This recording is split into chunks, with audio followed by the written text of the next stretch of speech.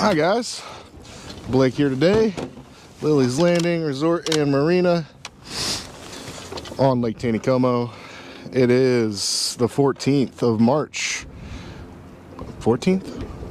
I think today's the 14th. Yeah. And I'm gonna do the one cast for you. I boated up here. I'm on the rock bank on the Fall Creek apartment buildings. And it's probably just about an hour before dark, maybe even a little less than that now. And I'm gonna start off, well, this is what I'm gonna do all night, but I'm gonna throw jerkbaits tonight. The last hour of light is always a great time for that. This is the 110+1 model in the newest paint style called Jedi. I have not thrown this one yet. So, we're gonna give it a test run. Phil told me that he thinks there are some big fish hanging out on this rock bank. So this is the first spot I'm going to try tonight.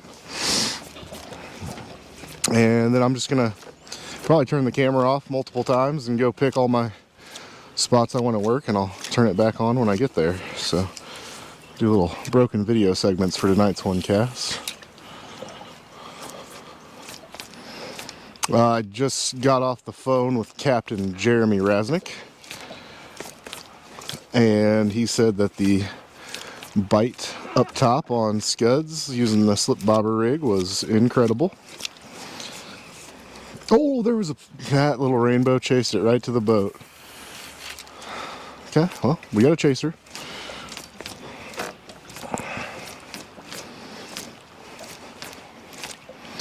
They're still running 3 generators and 5 floodgates for about 14,500 CFS. And the floodgate, or the scud bite, is still reigning supreme. Still catching them on white. I even went out fishing for a moment this morning, and I was using a white slip bobber on my rig, and I had a fish come up and try to take my white slip bobber. So I'd say they're still looking for shad, at least some of them are. And I'm sure that's what he thought was floating dead on top of the water when he tried to eat my indicator.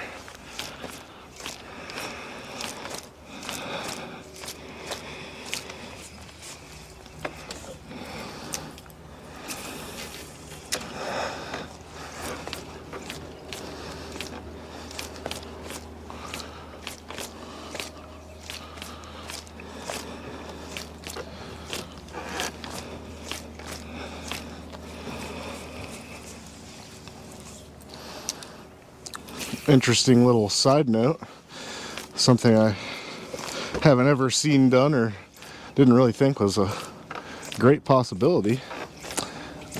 Captain Jeremy had an 11-year-old client with his dad today, and on their in-between for their lunch break, he started casting that slip bobber rig with the scuds upstream on the dock and caught 5 fish in 6 casts off the dock with a scud rig on a slip bobber. Pretty interesting stuff. And I think my jerkbait got turned. This current can do some wicked things if that jerkbait gets to whipping around too hard. I know I've talked about it in other videos, but I'm still leaving slack line in between each pop. Get that jerkbait to really walk side to side.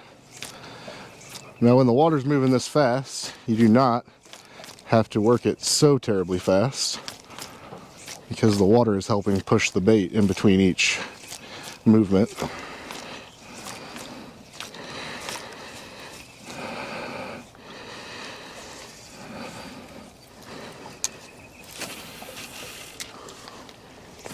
Of course, nothing officially on the first cast.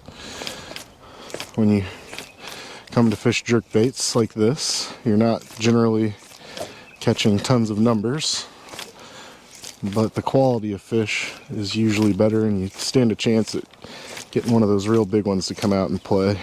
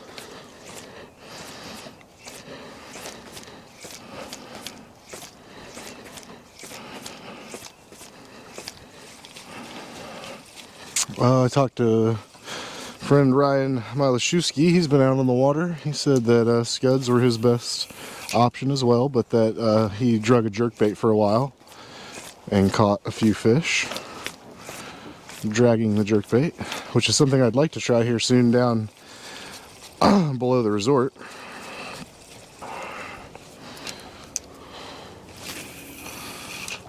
Oh no, don't do that.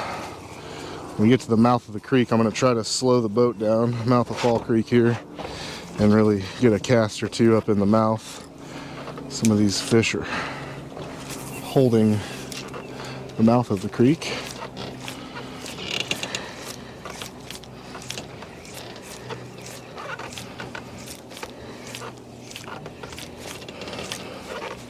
Well, as a matter of fact, there's a fish busting the surface in the mouth of the creek right now.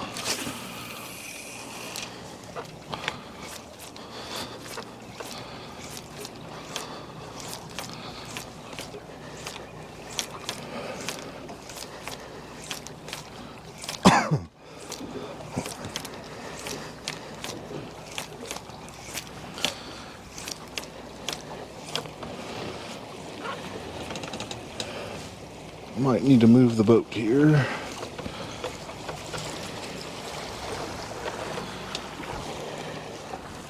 I'm not sure how far that rock pile is underneath the water, but I don't really want to take any chances here.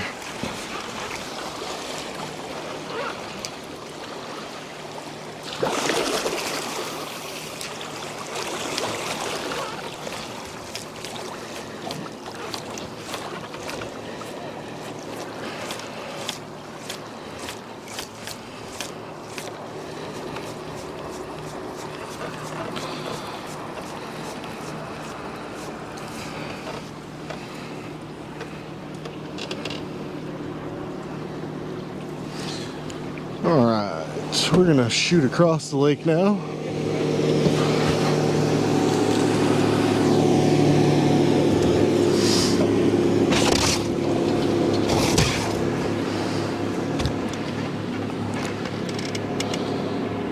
When the water's this high, even the shallow side over here in between the docks and everything is a great place to throw the jerkbait.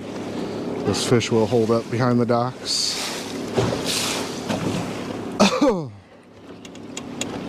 I want to say it was 3 years ago now. John Naprandy caught that big, it was 15-pound brown, throwing these jerk baits in between the docks over here. Somewhere down this line of docks. I don't remember which one specifically.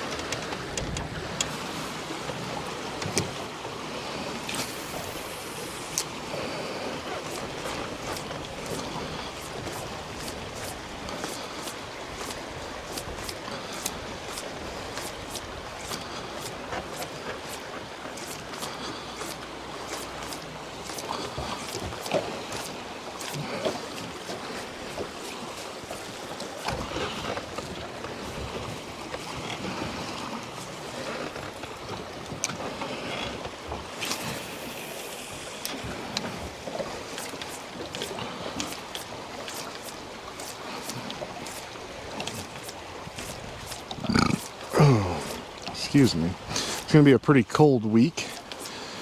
I think Thursday is our chance for the highest temperatures at 60. However, Thursday is also coming with an 80% chance of thunderstorms and more rain. So, and that will bring on some more cold air. Early spring break for most.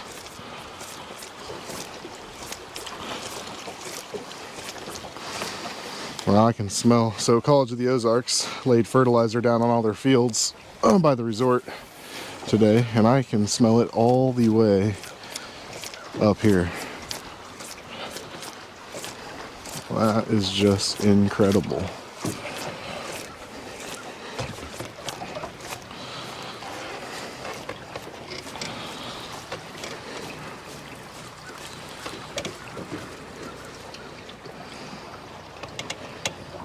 Here in a second, I might switch to the French pearl just on the basis that these fish have seen some shad and it might be the better color to be throwing right now. But I did want to give the Jedi a try. I will continue beta testing it.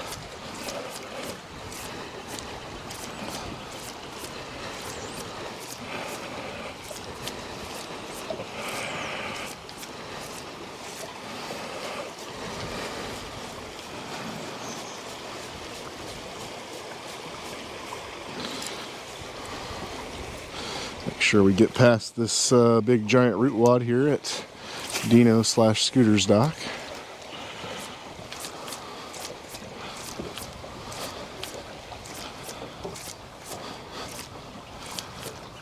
Now, I think I'm going to turn the video off and go pick a new spot.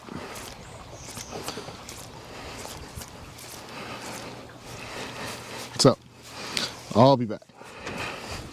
Lure change, spot change. Next spot, we are right across from Long Dock, just right above Short Creek, on the bluff side this time.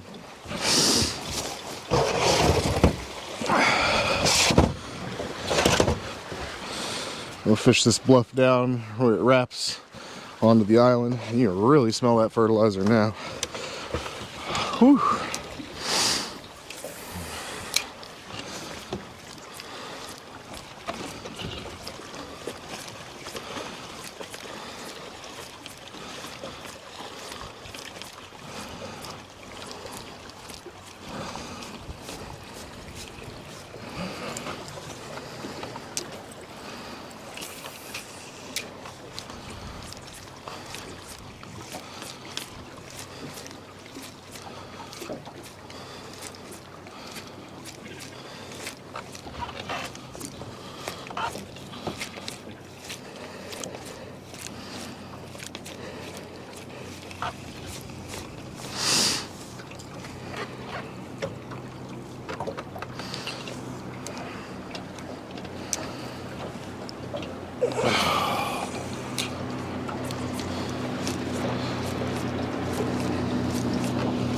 You really want to cast these in kind of as close to the bank as you can get.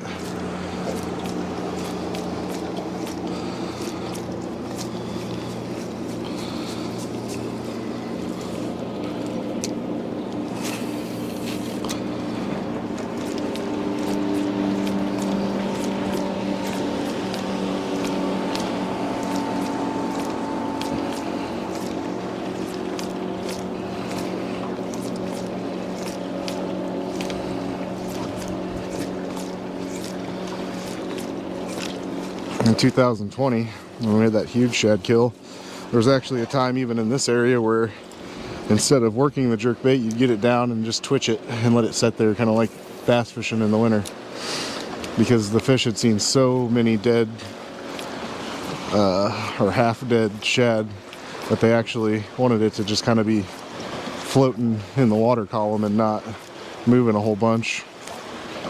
That was pretty cool.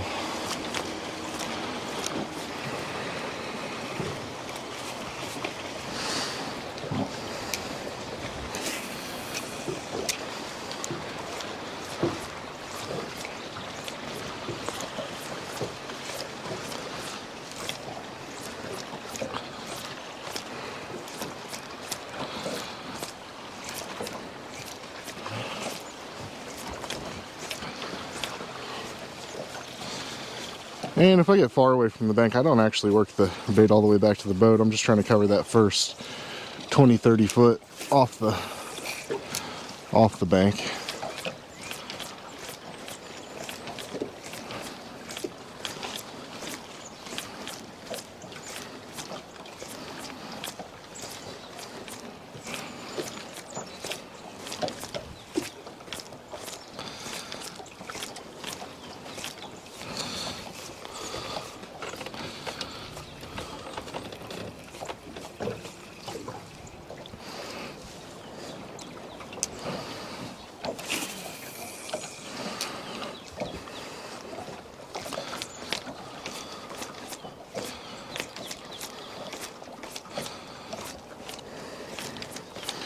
Alright, we're right here where the bluff tapers off and turns into the point of the island here. This is a great spot.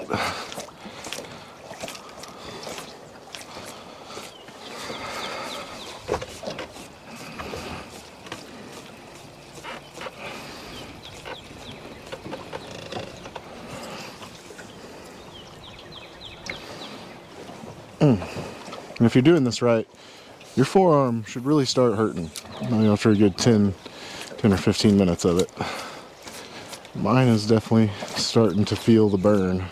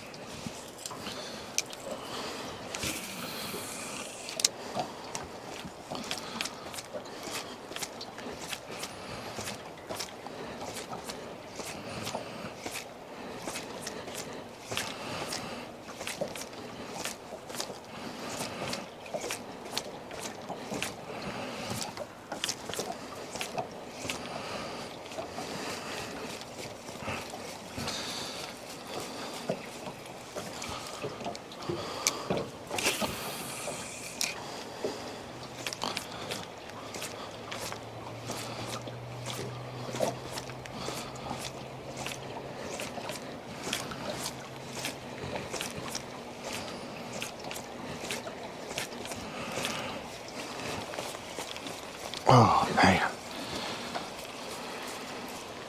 There's a lot of trees down right here in this area, so you're taking a big risk at throwing your big expensive bait in there.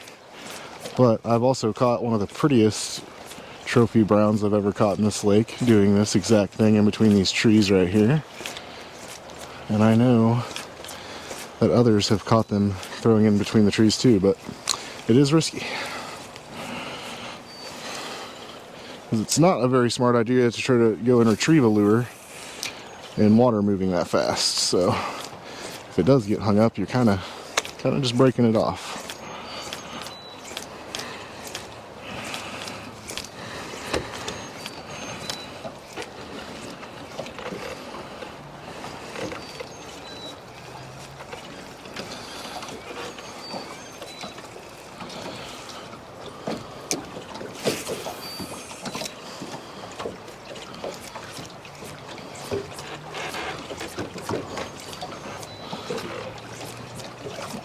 So many. Oh, that was a hit. Oh, that was a good hit.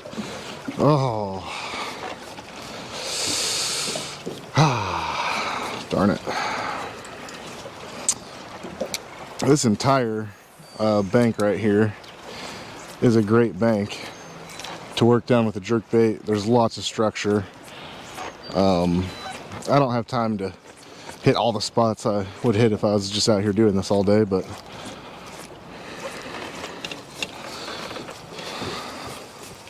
I will say running this island bank all the way down here past Trout Hollow, past the abandoned dock, caught a lot of nice fish on jerkbaits down through this area. Totally worth it.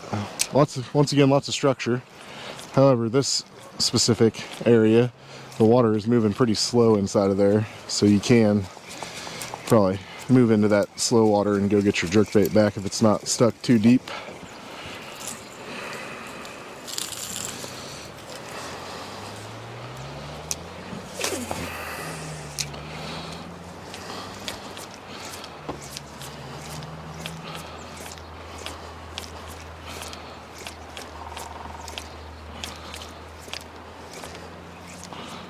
Alright, new spot, be back. I've had one follow and one hit so far. Third spot, starting to, Oh gosh, we're falling apart here. Starting to run out of light. So I don't know how much time I have for too many more spots, but we are currently setting basically right across from the public boat ramp at Cooper Creek. And we are on the bluff side. Once again, we're fishing into this pocket where the bluff becomes that island there. This is another spot that I have done very well many times throwing jerkbaits. Especially right down here at the corner where the bluff becomes the island. Something about the transition there that specifically it seems that there's always at least some brown trout down there. So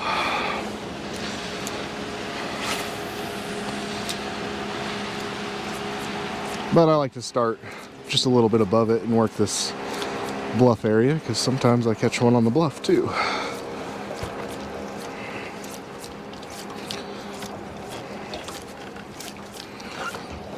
Need to push the boat out just a little farther. We're getting sucked in.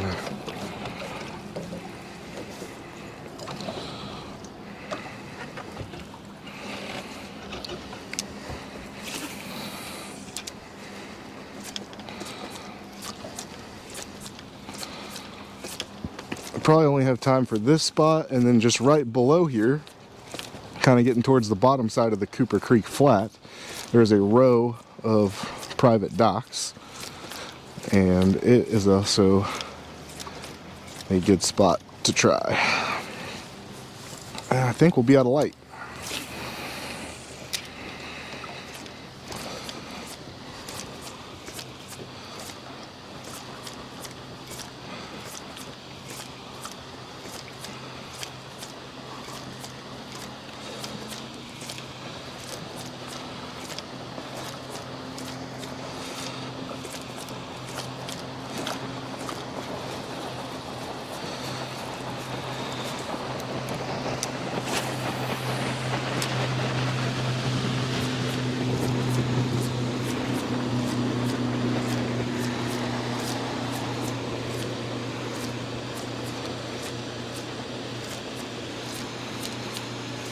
Alright, there's the waterfall. You hear people talk about that occasionally. It's probably one of the more active waterfalls on the lake. It does dry up, but it seems to be the one that runs the most. And that is on C of O's property.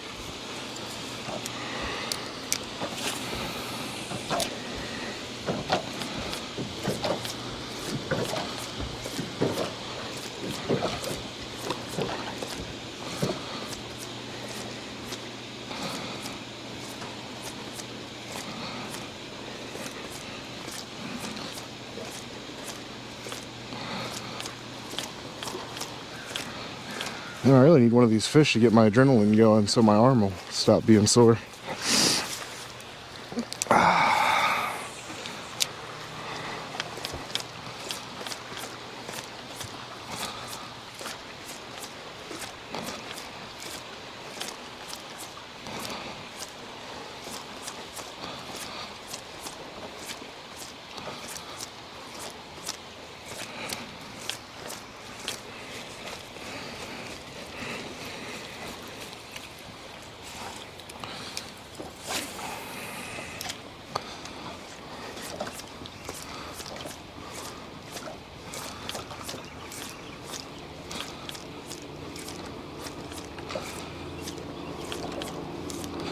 Couldn't tell if that was a bite or if I hit the bottom. It does get quite a bit shallower over here, and this bait does work 7 to 9 feet.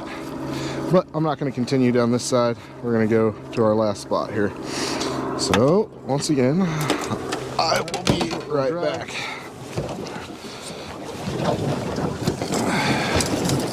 Oh my gosh.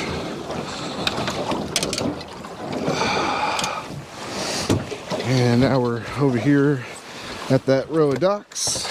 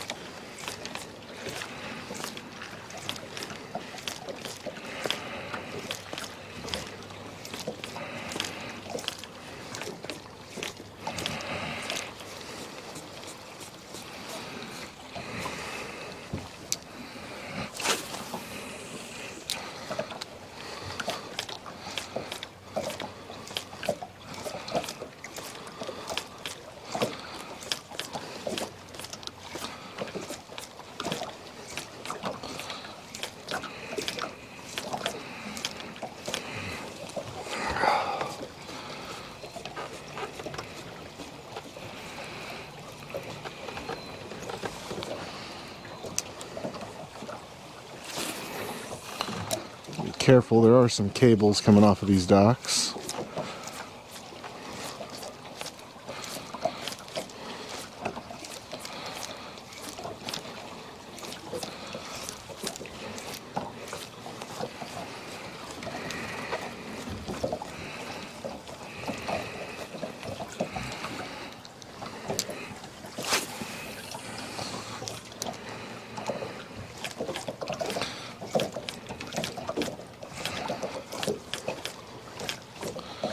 And I don't even know if I'm going to work to the end of these.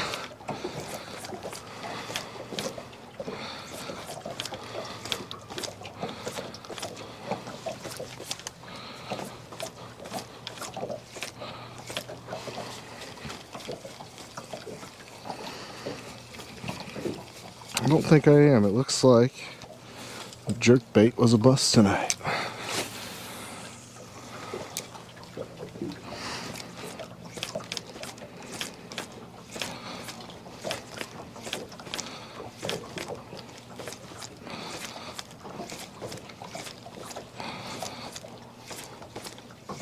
Yep, I think I'm done. Well, we thank you guys for watching. Sorry I couldn't put on a show with a big fish, but I promise you that if you come out here and you put the time into doing this and working all these banks, you will get your opportunity at catching one of those bigger, more aggressive fish. But we thank you guys for watching.